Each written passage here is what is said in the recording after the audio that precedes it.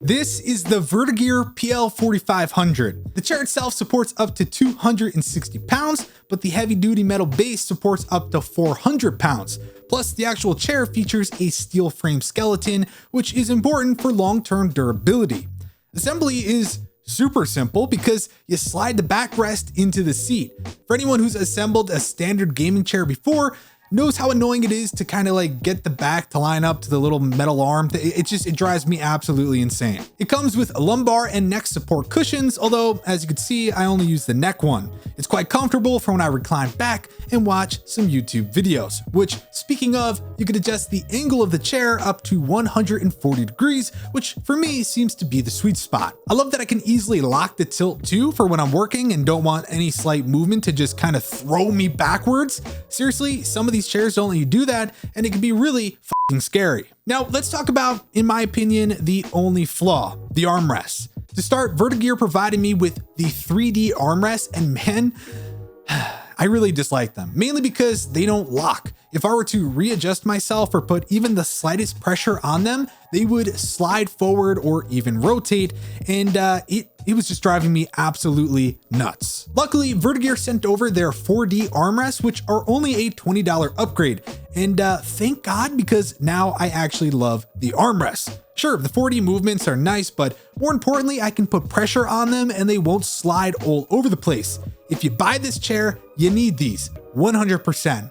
Also, yeah, I'm pretty sure I put them on backwards because if you look at the adjustment button, but hey, don't worry about it, okay? It still works. Overall, this chair has officially replaced my Maxnomic Commander S3. I had used and abused that chair since the day I got it back in 2015. It was in bad condition by the end of its life. My sweaty thighs destroyed the material. My, at the time, 300-pound fat ass snapped a caster off the base.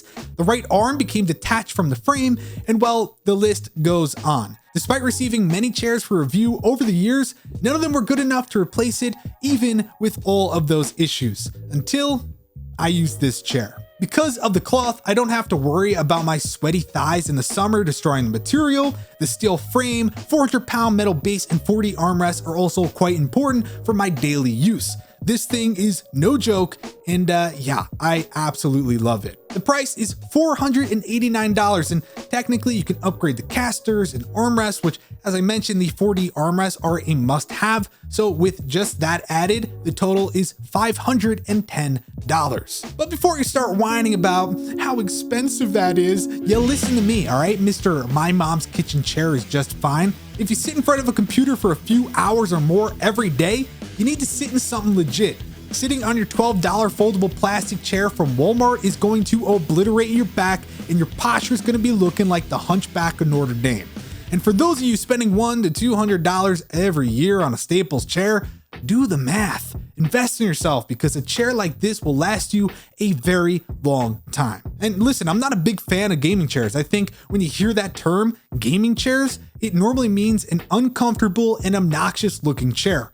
This chair is definitely not that. Oh, and I should quickly mention, if you want to just blow some cash like a divorced man who ran away to Vegas, you could buy the RGB LED top upgrade kit for $300, because why not? So there you go. Now you know I love the Vertagear PL4500, and I also love when you leave a comment and a like on this video.